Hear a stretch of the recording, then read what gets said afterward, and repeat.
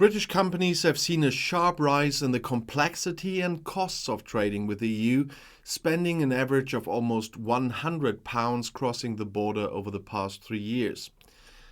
This emerges from a survey published in the Financial Times newspaper. In fact, according to the survey, 81% of British companies believe they are facing greater complexity today than before Brexit. In addition, 3/4 of companies reported that their sales in the EU had decreased or become more complicated due to the bureaucratic hurdles, including tariffs and regulatory compliance obligations established by the EU Trade and Cooperation Agreement with the UK. Additionally, a smaller percentage said their business was less profitable due to Brexit. And finally, among respondents, 73% of those who voted to leave the EU and 84% of those who voted to remain agreed that the UK has not experienced the trade boom the Brexit supporters promised. 4 years ago, Britain left the EU, and the next elections will take place in the next 12 months, but no one is talking about Brexit anymore. But what did this exit bring the British? Brexit was the dominant topic after the EU referendum in 2016, but since Great Britain's official separation from the European Union at the end of January 2020, a collective weight seems to have been lifted from the British hearts. Finally, no more arguments with neighbours and friends, no more bickering with grandma and grandpa at family celebrations. When the electoral institutes ask which issues concern citizens most, EU affairs and Brexit no longer even make it into the top 10. In the latest survey by the Ipsos Institute, the economy and inflation are at the top, with just 5% of respondents considering Europe to be an important issue. The Brexiteers have won, and that no longer affects anyone. There is no significant political force in the country that is committed to reversing Brexit. Although the gross national product will be weakened by 4% in the long term as a result of leaving the EU. And although the vast majority of the population now regrets saying goodbye to the European family. So what can Britain do with its new independence? Not much, says the experts from the UK in a Changing Europe from King's College London. With a divergence tracker, you observe in which economic areas the UK and EU diverge from each other. Boris Johnson has talked a lot about using the new freedoms, but so far only little of it has been implemented, was explained by scientist Jannike Wachowiak. The deregulations so far are therefore more of a symbolic nature, such as the possibility of offering wine in pint bottles. The minister responsible is trying to sell the new law as progress after all. And Winston Churchill also drank his beloved champagne this way, but the economic benefits remain rather unclear and probably very small. And so far, few economic benefits can be identified. There are new barriers to trading with the most important partner. The uncertainty surrounding the upheaval has dampened companies' investments. And to the chagrin of many Brexit voters, the number of immigrants is now higher than before leaving the EU. You know, the 745,000 in 1 year last year, that's a record number. And the health sector in particular is dependent on skilled workers from abroad.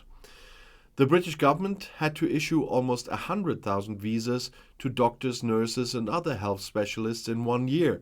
This is more than ever before, says the Migration Observatory Institute at the University of Oxford. The majority of the skilled workers recruited do not come from the EU anymore. And 4 years ago, Londoner Deirdre Jaeger was among those who popped the corks on exit night. She found the moment exciting, even intoxicating. Freedom at last! What bothered her most about the EU was the bureaucracy, which she felt was too wasteful, too undemocratic and too far removed from the realities of life in her own country. The fact that Parliament regularly moves to Strasbourg would be ridiculous.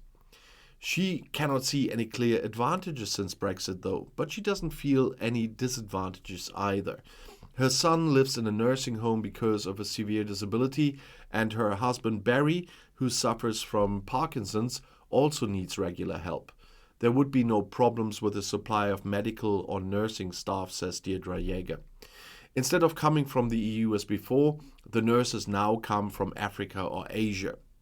A young man from Sri Lanka takes a lot of care of Barry, and she doesn't regret Brexit at all. For economist Julian Jessup, the new system is an improvement. Instead of allowing uncontrolled immigration from the EU, as was previously the case, well-trained skilled workers can now be brought into the country for precisely those sectors in which they are lacking. Well, they have a lot of lacking there, as we know. Jessup is one of the few British economists who support Brexit. In his opinion, many companies have in the past relied too much on cheap labor from the EU instead of investing in new technologies. And this would also be the reason for Britain's insufficient productivity. Brexit has given more scope for action, and the current government is just too careful to take advantage of this, in his point. It makes no sense to orientate oneself too much toward the EU and simply adopt its rules, as the opportunities would then not be taken advantage of, he says. The aim is to create new trade agreements with the USA, for example, even if these negotiations have stalled. And Jessup also sees good opportunities in the financial sector and artificial intelligence to differentiate itself from the EU, which is heavily rule-oriented, and to orient itself more towards the USA. Well, Janike Wachowiak doesn't think it's out of the question that Great Britain could score points in artificial intelligence in the future. However, you have the problem of no longer being in the room for many important conversations there. This is a case with the Trade and Technology Council, where the EU and the USA regularly communicate at ministerial level about global developments. There's also the so-called Brussels effect. As a major economic power, the EU can create facts and set standards that other countries can also follow. Great Britain does not have this option. The EU is a dynamic system and is constantly developing. The United Kingdom will have to decide whether it wants to follow along or not. However, all of these questions are more likely to be discussed in professional circles and no longer in pubs or at birthday parties as it was before. And Deidre Jäger emphasizes that people no longer want to argue about Brexit. Rudeness and bad manners are frowned upon in her home country, as she said. Well, the United Kingdom's withdrawal from the European Union stands as a singular event in its recent history. It's a story woven with threads of Euroscepticism, political turmoil, and ultimately a nation deeply divided.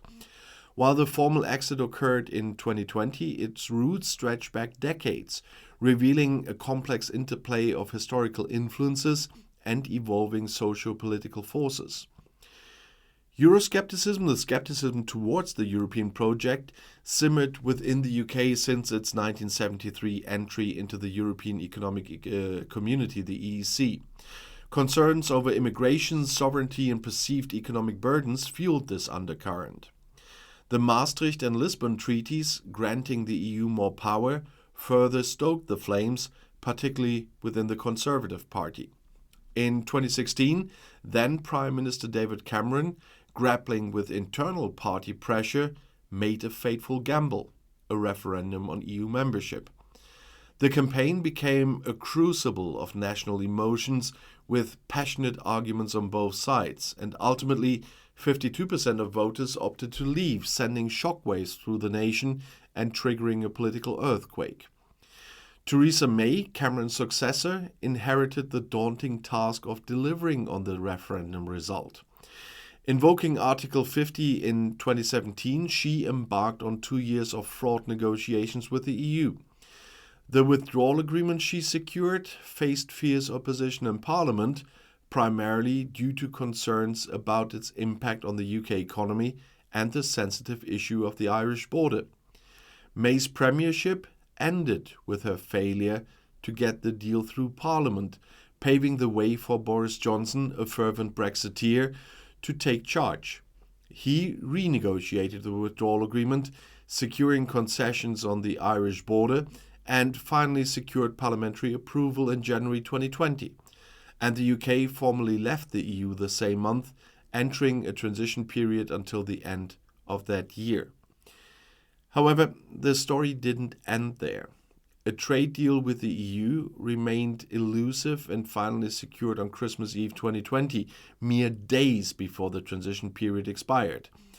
As the dust settled, the UK found itself outside the single market and the customs union, facing an uncertain future with new trade barriers, immigration regulations, and a reconfigured relationship with its closest neighbours. Today, the scars of Brexit remain visible. The economic impact is debated, the long-term consequences still unfolding, and socially, the divisions that emerged during the referendum persist, highlighting the complex tapestry of identity, values, and aspirations that define the UK. While the formal act of leaving the EU may be complete, the true story of Brexit is its historical origins and its lasting impact on the nation is yet to be fully written. And if you want to know more, the next video is right here in the end screen. I'll see you there. I'll be back.